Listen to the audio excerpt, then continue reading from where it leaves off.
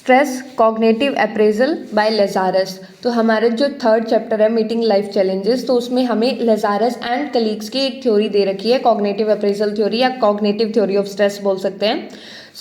ये दी किसने है? लेज़ारस एंड कलीग्स। तो इसमें क्या बताया गया है कि stress depend on individuals cognitive appraisal of event and available कॉपिंग resources. कि एक इंडिविजुअल क्या सोचता है, कैसे किसी सिचुएशन को अप्रेज करता है, यानी कि एक इंडिविजुअल क्या सोचता है कि किस तरह की सिचुएशन है और कौन कौन से उसके पास कॉपिंग रिसोर्सेज अवेलेबल है। टाइप ऑफ कॉग्निटिव अप्रेजल, हमारे पास दो तरह की अप्रेजल हो सकती है। पहला कि प्राइमरी अप्रेजल, दूसरी हमारे पास सेकेंडरी अप्रेजल। ठीक है, प्राइमरी एंड सेकेंडरी।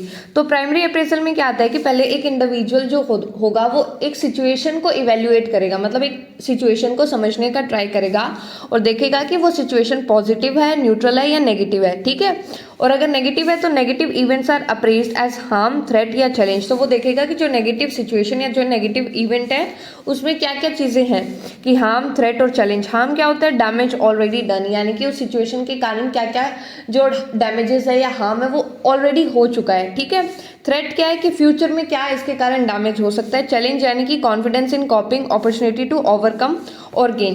कि इंडिविजुअल चैलेंज लेगा तो वो उसको क्या लगेगा कि मैं इस पर्टिकुलर सिचुएशन को कॉप कर सकता हूँ या मैं इस पर्टिकुलर सिचुएशन को हैंडल कर सकता हूँ। और सेकेंडरी अप्रेजल में क्या आएगा? Assessment of one's coping abilities and resources. तो इंडिविजुअल खुद के कॉपिंग रिसोर्सेज, खुद की उस सिचुएशन से लड़ने की, कॉप करने की एबिलिटीज़ को जज करेगा कि मेरे अंदर ऐसी एबिलिटी है या नहीं है। तो रिसोर्सेज में क्या आएगा? हमारे मेंटल रिसोर्सेज हो सकते हैं, फिजिकल, पर्सनल, सोशल। तो हमारे इस तरह के रिसोर्सेज हो सकते हैं, यानी कि मान लो हमारी लॉजिकल थिंकिंग इतनी अच्छी है कि हम उस सिचुएशन को सॉल्व कर लेंगे। फिजिकल कुछ ऐसा रिसोर्सेज है हमारे पास, पर्सनल रिसोर्सेज है। तो अलग अलग रिसोर्सेज हो सकते हैं। जितने अच्छे से हमारे पास रिसोर्सेज होंगे उतना ही हमें कम स्ट्रेस होगा। ठीक है, आउटकम ऑफ अप्रेजल क्या होगा कि हमारे कॉग्निटिव रिस्पॉन्स कैसे होंगे, बिहेवियरल रिस्पॉन्स, इमोशनल रिस्पॉन्स और फिजियोलॉजिकल रिस्पॉन्स कैसे होंगे, ये सारी चीज़ हमारी अप्रेजल डिटरमाइन करेगी।